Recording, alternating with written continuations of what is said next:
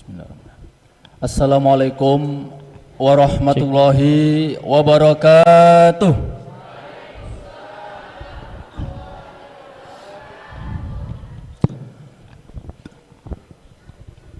Alhamdulillahilladzi arsala rasulahu bil huda wa dinil haqq liyudhhirahu 'ala dini kullih walau karihal kafirun.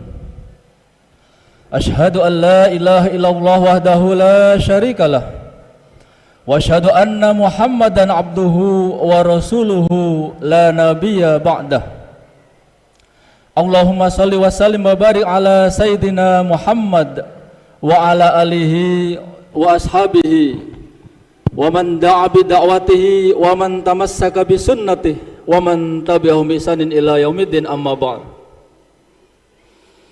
Qala Allah Ta'ala fi kitabil karim, a'udzu billahi minasyaitonir rajim, bismillahirrahmanirrahim. Wa'adallahu alladhina amanu minkum wa amilus solihati la yastakhlifannakum fil ard la yastakhlifannahum fil ardi kama stakhlafal ladzina min qablihim wa la yumakkinanna lahum dinahumul ladzir tadallahum wa la yubaddilannahum min ba'di khawfihim amna ya'budunani la yusyrikuna bi syai'a wa man kafara ba'da dzalika fa ulaika humul fasikun. Qala Rasulullah sallallahu alaihi wasallam, takunun nubuwatu fikum ma sya'allah an takun, thumma yarfa'uha idza sya'a ay yarfa'aha, thumma takunu khilafatun ala minhajin nubuwah,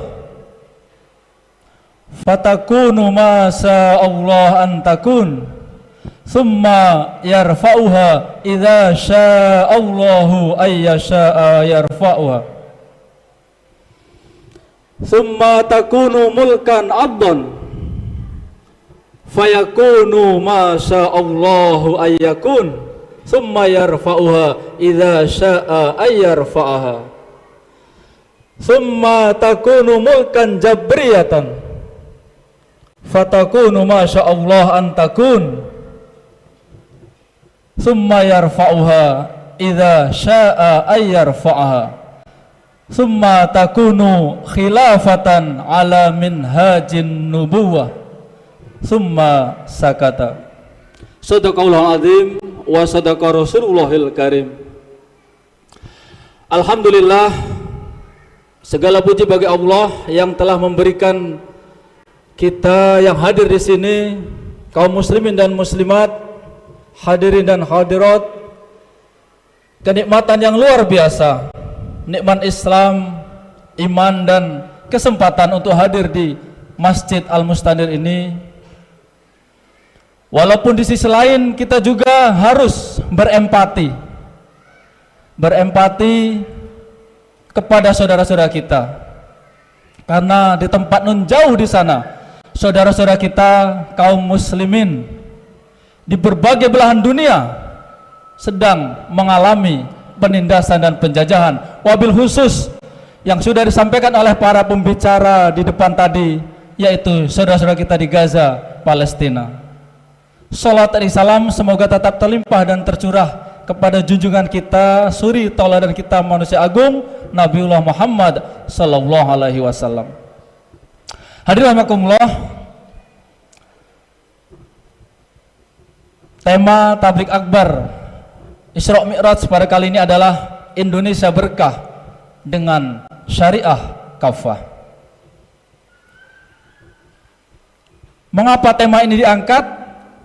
Karena kita harus menyadari dan memahami bahwa saat ini keberkahan itu belum ada di tengah-tengah kita, baik itu di negeri ini yaitu di Indonesia, juga di tengah-tengah atau di negeri-negeri kaum muslimin lainnya.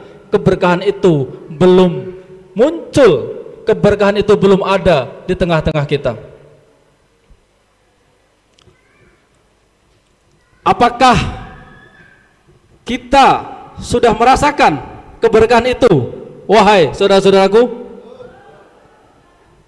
apakah kaum muslimin sudah mendapatkan keberkahan di setiap negerinya? Di Indonesia? Di Palembang? Tadi malam ada berita istri meninggal karena dikurung 1 tahun oleh suaminya. Peristiwa-peristiwa kriminal di Palembang itu setiap hari. Itu dekat dengan kita. Belum di Indonesia, di negeri kita, kasus-kasus kriminal dan kejahatan, kemaksiatan itu setiap hari terjadi. Belum lagi dalam penyelenggaraan negara, korupsi, sementara rakyat banyak yang menderita. Setiap Jumat di Palembang itu banyak sekali soft di pinggir jalan, bukan ikut Jumatan, tapi mengharapkan uluran tangan dari orang lain. Jadi keberkahan itu belum muncul di tengah-tengah kita. Belum Allah berikan keberkahan itu karena apa? Tadi sudah disampaikan oleh pembicara-pembicara yang lain. Karena kita bermaksiat kepada Allah Subhanahu wa ta'ala. Allah berfirman, A'udzubillahi minasyaitonirrajim, Zaharal fasadu fil barri wal bahri bima kasabat aydin nas liyudhiqahum ba'dalladzi amilu la'allahum yarji'un. Telah nampak kerusakan di daratan dan lautan karena ulah tangan manusia. Untuk apa? Allah ingin memberikan kepada mereka peringatan atas perbuatan yang mereka lakukan, la'allahum yarji'un, agar mereka kembali, agar mereka bertaubat. Ulah tangan manusia diartikan oleh para mufassir diantaranya adalah bukan hanya karena penebangan hutan, penggundulan hutan, kemudian pengerukan sumber daya alam, batu bara dan sebagainya, tetapi juga karena kemaksiatan, melanggar syariat Allah Subhanahu wa ta'ala. Maka Allah mengatakan di ujung ayatnya, la'allahum yarji'un, agar mereka kembali. Kembali kemana? Itu pertanyaannya. Kemana kembalinya? Kembali ke Jakarta? Kembali ke dusun? Atau kembali ke pangkuan Ibu Pertiwi? Tentu yang dimaksud oleh Allah adalah agar mereka kembali menerapkan syariat-syariat Allah. Karena kemaksiatan ulah tangan manusia itu adalah pelanggaran syariat terhadap semuanya. Semua syariat Allah itu dilanggar. Yang tadi sudah disebutkan oleh Ustaz Sarul Mustain sebagai Islam yang kafah. Artinya kaum muslimin, umat Islam atau manusia di seluruh negeri ini saat ini sedang tidak melaksanakan syariat Allah Subhanahu wa ta'ala. Maka dari itu kami menyerukan kepada hadirin dan hadirat yang hadir di sini semuanya, menyeru kepada seluruh kaum muslimin yang juga berada di luar sana untuk sama-sama kembali kepada Islam kafah. Islam kafah adalah Islam yang menyeluruh. Kalau tidak tahu kafah, Ujung Palembang itu galo-galo, ya. Tidak tahu nih bahasa Palembangnya fasih apa tidak? Ya, galo-galo, menyeluruh, komprehensif. Islam dari akar sampai ke daun, dari A sampai ke Z, dari masalah spiritual, masalah muamalah sampai masalah kenegaraan, semuanya diatur oleh Islam. Itulah yang akan menjadikan keberkahan itu muncul di tengah-tengah kita. Siap menerima seruan? Siap kembali kepada Islam kafah? Harus siap, karena kita adalah orang yang beriman. Dan itulah yang setelah Allah janjikan, walau anna ahlal qura amanu wattaqau lafatahna alaihim barakatim minas sama'i wal ard. Sekiranya penduduk negeri itu beriman dan bertakwa, maka Allah akan membukakan pintu-pintu keberkahan, barokat minas sama'i wal ard, dari langit dan bumi. Nah, sekarang dari langit dan bumi belum nampak keberkahan itu. Jangankan untuk seluruh alam, padahal Islam itu adalah rahmat lil alamin. Untuk kaum muslimin sendiri keberkahan itu belum nampak secara kafah. Karena apa?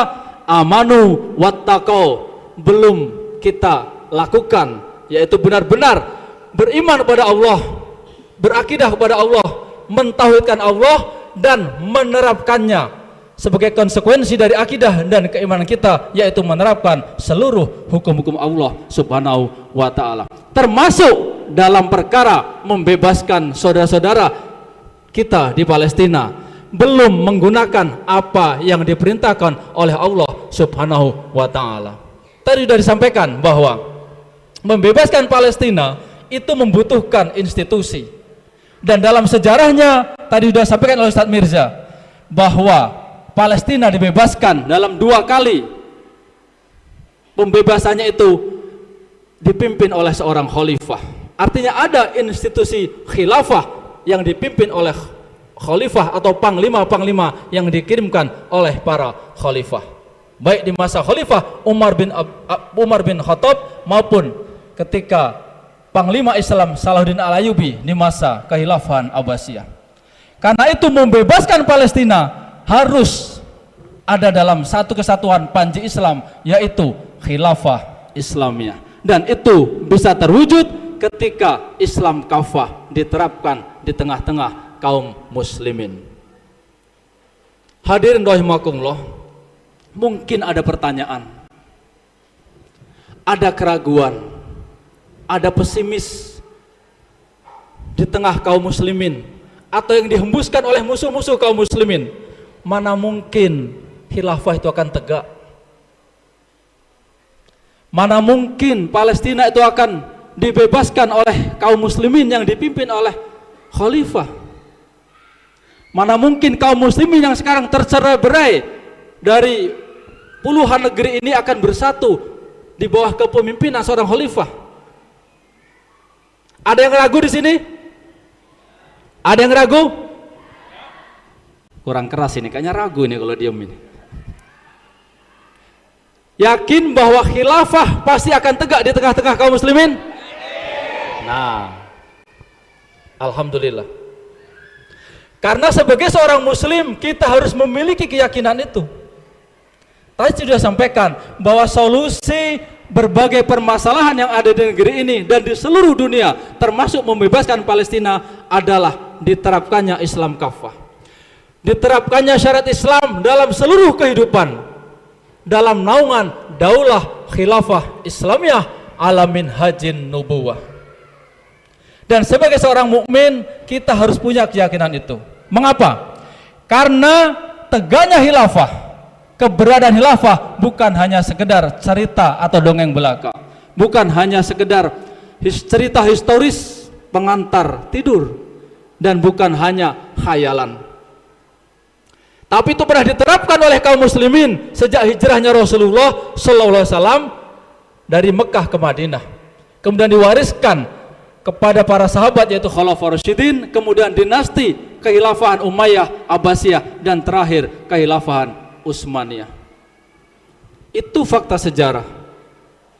Tapi lebih dari itu, sebagai seorang mukmin kita harus menjadikan keyakinan ini sebagai perkara akidah. Tadi sudah disampaikan oleh Ustadz Abu Umar dalam materi pertama. Hikmah dari Isra Mi'raj salah satunya adalah apa yang Allah katakan, apa yang Rasulullah katakan, itu harus kita yakini. Harus kita apa? Kita yakini.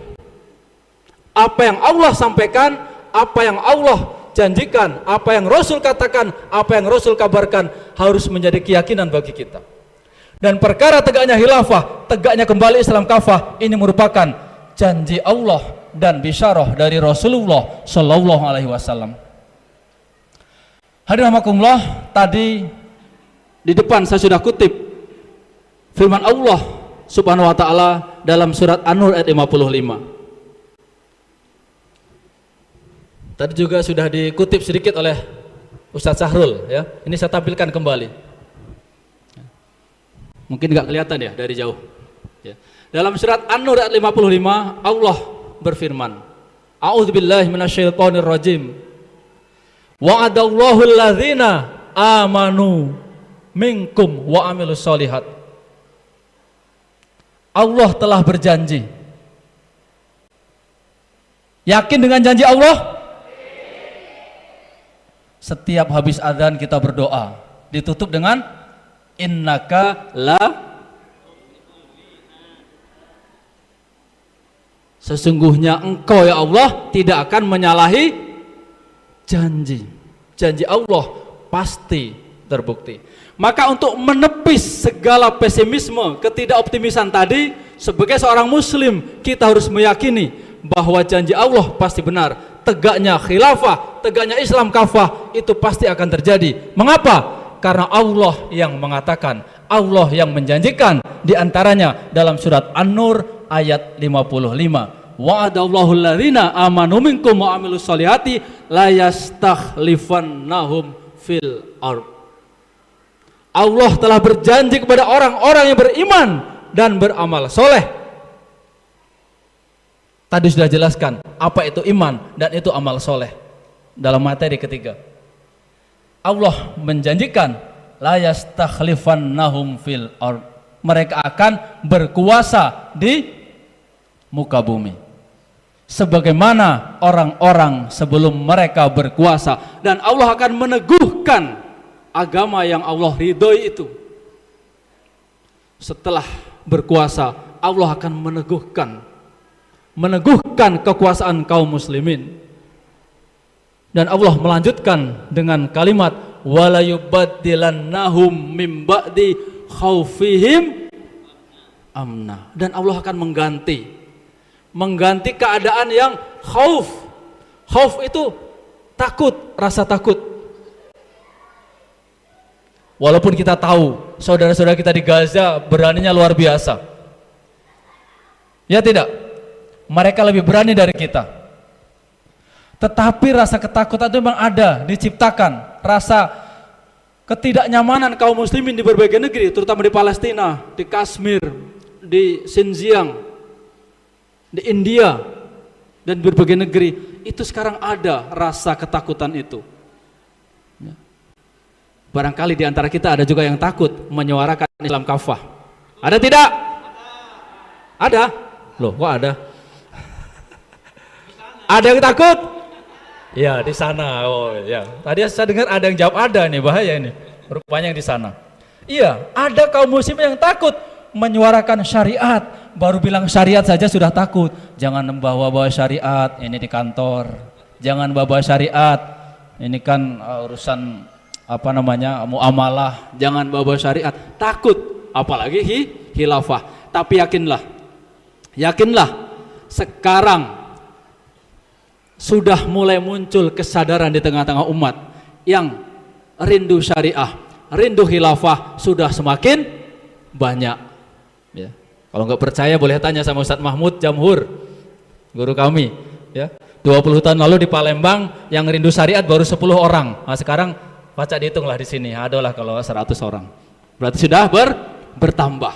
Ya. Dan juga di berbagai negeri kaum muslimin sudah bertambah orang yang rindu akan syariat, rindu dengan tegaknya khilafah. Karena apa? Mereka semakin sadar bahwa solusi tidak bisa diselesaikan oleh ideologi yang ada saat ini, yaitu sekularisme, kapitalisme, apalagi sosialisme. Tidak bisa menyelesaikan.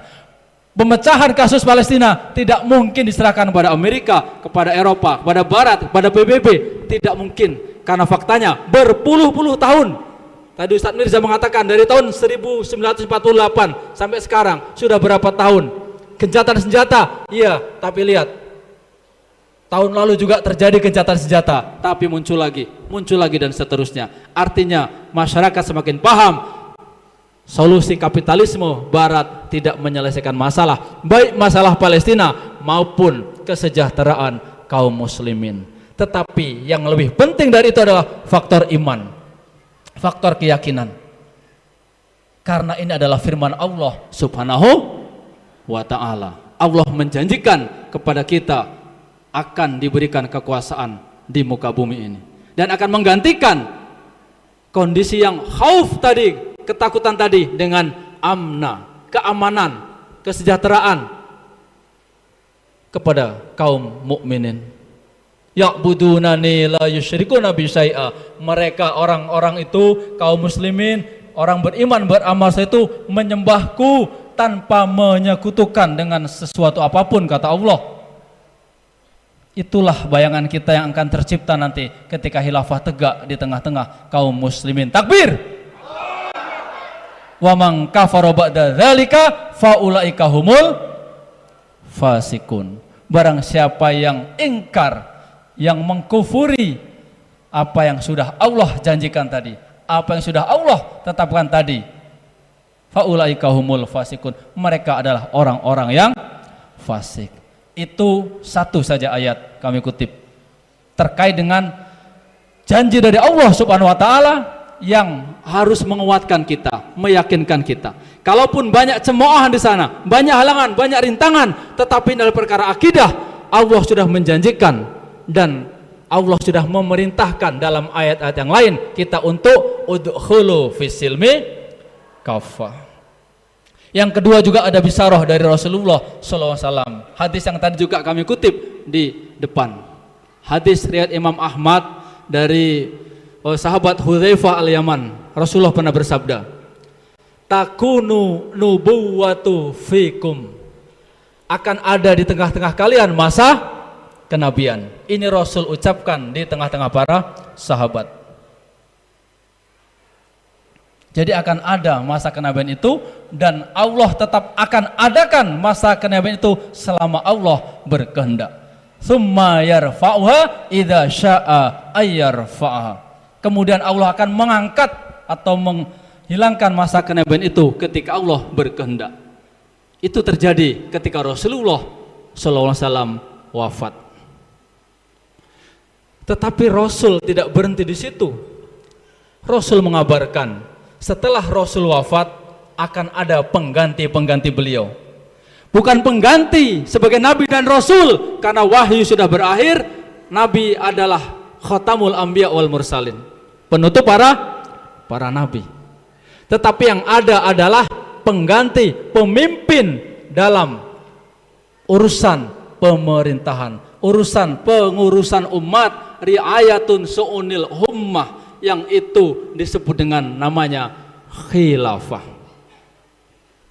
Karena sejatinya manusia itu diciptakan untuk menjadi khalifah fil ard. Wa idz qala rabbuka lil malaikati inni ja'ilun fil ardi khalifah, untuk mengurus bumi, mengurus alam semesta ini. Institusinya adalah khilafah. Maka Rasul dengan tegas menyatakan di sini, "Tsumma takunu khilafatun ala minhajin nubuwah." Jadi orang-orang mengatakan tidak ada khilafah dalam Islam, tidak ada istilah khilafah, tidak ada dalil khilafah. Ini hadisnya jelas. Rasul mengatakan, "Tsumma takunu khilafah."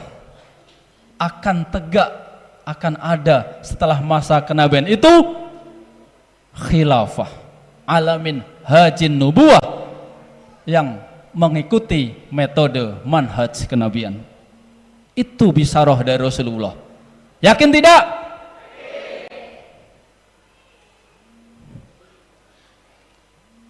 Kemudian Rasul melanjutkan, setelah masa kehilafahan Abu Bakar, Umar, Utsman, Ali, atau kita kenal dengan Khulafaur Rasyidin, akan ada di tengah-tengah kaum muslimin masa kepemimpinan yang dia masih sistem khilafah, tetapi ada beberapa kesalahan di dalam penerapannya, tetapi tetap khilafah dan syariat Islam yang diterapkan. Summa takunu mulkan adon. Kemudian akan ada kehilafahan yang menggigit. Penjelasan para ulama, salah satu kesalahannya adalah adanya putra mahkota atau anak-anak dari khalifah atau saudara dan sebagainya. Tetapi sistem pembaiatannya tetap dilakukan dengan sistem baiat khalifah, dan aturan yang diterapkan adalah aturan Islam yang berdasarkan Quran dan Sunnah. Fattakunu masya Allah antakun, dia tetap akan ada ketika Allah berkehendak. Tsumma yarfa'uha. Kemudian Allah akan mengangkatnya. Idza syaa ayyarfa'allahu, ketika Allah berkehendak untuk mengangkatnya. Apakah cukup di situ? Ternyata Rasul melanjutkan, summa takunu mulkan jabriyatan. Kemudian akan ada di tengah-tengah umat itu kepemimpinan yang jabriyah. Jabr. Tahu jabr? Memaksa. Kalau bahasa kerennya sekarang diktator, ya. Memaksa. Pemerintahan yang memaksa, diktator, zalim, tidak menerapkan lagi syariat Islam. Tetapi itu kan tetap ada selama Allah berkehendak dan Allah akan kembali mengangkatnya. Tsumma yarfa'uha idza syaa ayyarfa'aha. Inilah yang dijelaskan oleh para ulama kondisi saat ini. Ketika khilafah runtuh tahun 1924, hilanglah institusi kaum muslimin, hilanglah penjaga kaum muslimin yang menerapkan Islam, yang melindungi darah kaum muslimin, yang ada adalah penguasa-penguasa diktator. Tapi kemudian Rasul menambahkan, summa takunu khilafatan ala minhajin nubuwah. Kemudian akan kembali ada kekhilafahan yang mengikuti metode atau manhaj kenabian. Summa sakata. Kemudian Rasul diam. Inilah salah satu bisyarah Rasulullah SAW. Mungkin di masa Imam Syafi'i, ya, di masa Imam Ghazali belum terasa ini mulkan jabriyatannya, ya. Bersyukur, bukan bersyukur sebenarnya, ya. Kita sekarang mengalami, ya. Kita sekarang mengalami tes.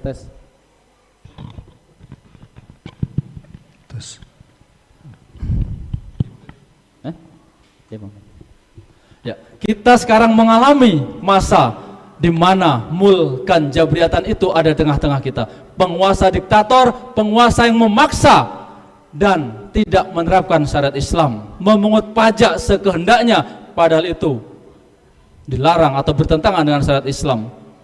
Tetapi mereka berfoya-foya, korupsi, menikmati harta hasil rampasan dari rakyatnya. Itulah yang sedang terjadi. Hukum Allah tidak diterapkan di mana-mana. Itulah mulkan jabriyatan. Tapi jangan khawatir, karena Rasulullah mengabarkan setelah masa itu akan ada summa takunu khilafatan ala minhajin nubuwah.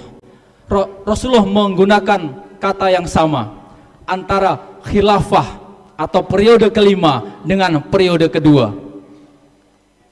Khilafah ala minhajin nubuwah. Artinya dalam beberapa penjelasan ulama dikatakan kondisi khilafah yang kelima atau khilafah Rasyidiyah kedua, fase kepemimpinan kelima kaum muslimin itu akan sama dengan fase kedua.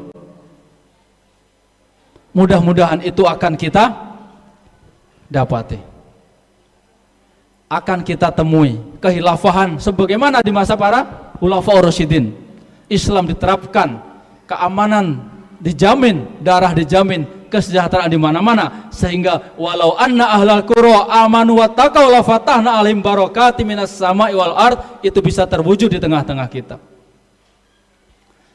Paling tidak dua ini yang harus menjadi keyakinan bagi kita.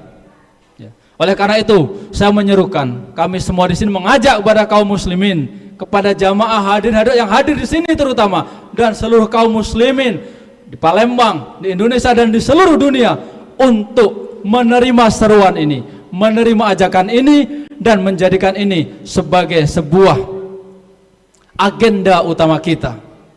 Karena itu berkaitan erat dengan akidah kita. Ini berkaitan erat dengan iman kita.